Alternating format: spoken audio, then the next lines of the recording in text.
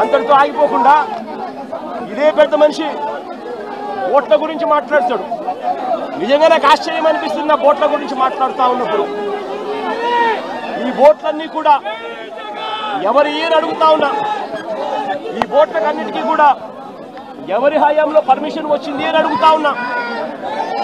ఈ ఓట్లన్నీ కూడా ఎవరి ప్రభుత్వం వచ్చిన తర్వాత 3-4 నెలల కిందట ప్రభుత్వం చంద్రబాబు నాయుడు గారిది వస్తే ఆ విజయోత్సవాలు చేసిన ర్యాలీలో ఈ ఓట్లు వీళ్ళు లేరా అని అడుగుతా ఉన్నా.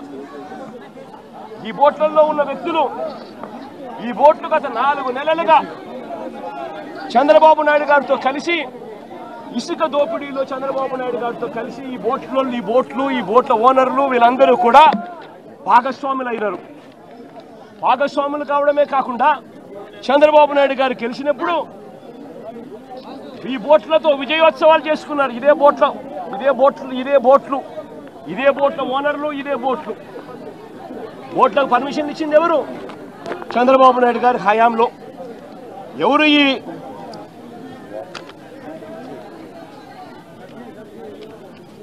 ఈ ఊషాద్రి అనే మనిషి ఎవరు? చంద్రబాబు నాయుడు గారితోనూ లోకేష్తోనూ ఇద్దరితోనూ కలిసి దిగిన ఫోటోలు కనిపిస్తూ ఉన్నాయి.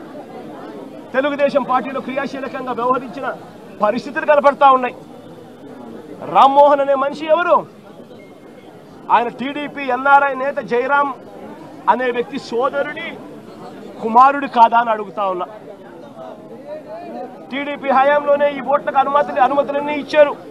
వీరు గెలిచాక విజయోత్సవ ర్యాలీలో కూడా వీళ్ళు పార్టిసిపేట్ చేశారు. తెలుగుదేశం పార్టీకి చెందిన ఆలూరు చిన్న అనే వ్యక్తి ఎవరు? ఈ వ్యక్తి ఎవరు? తెలుగుదేశం పార్టీకి ఉన్న సంబంధాలు ఏమిటి? ఇంతమంది ఓట్లు అన్నీ కూడా తెలుగుదేశం పార్టీ వారియే కనిపిస్తూ ఉంటే ఈ ఓట్లు వరద కారణంగా ఈ ఓట్లన్నీ కూడా ప్రకాశం బ్యారేజ్కు కొట్టుకొని వస్తే ఆ కొట్టుకొని వచ్చిన దాన్ని రాజకీయం చేయాలని వాస్తవాలను వక్రీకరించి ఆయన 60 మందిని నిర్దాక్షిణ్యంగా చంపేసి ఇన్ని లక్షల మందిని తాను ఇబ్బంది పాలు పెట్టాడు అన్న మాటను మర్చిపోయేట్టుగా చేయాలని, డైవర్ట్ చేయాలి అని తాను వక్ర భాష్యం చూపిస్తూ వేలు ప్రతిపక్షం వైపు ఎత్తి చూపిస్తారు. నేను అడుగుతా ఉన్న చంద్రబాబును, అయ్యా దాదాపుగా మీ ప్రభుత్వం వచ్చి 3-4 నెలలు అవుతా ఉందయ్యా. 3-4 నెలల నుంచి మీ ప్రభుత్వం ఉంది. 3-4 నెలల నుంచి ఉన్న మీ ప్రభుత్వంలో ఏదైనా జరిగితే ఓనర్షిప్ తీసుకోవాల్సింది మీరు, ప్రజలకు క్షమాపణ చెప్పాల్సింది మీరు, ప్రజలకు తోడుగా నిలబడాల్సింది మీరు. అలాంటిది మీరు వక్ర భాష్యం చూపిస్తూ నేరాన్ని ఇంకొకరి మీద నెట్టి చూపించాలి అని చెప్పి మీ దుర్మార్గపు బుద్ధి నిజంగా ఎంతటి దారుణంగా ఉంది అని చెప్పడానికి ఇది కూడా ఒక నిదర్శనం.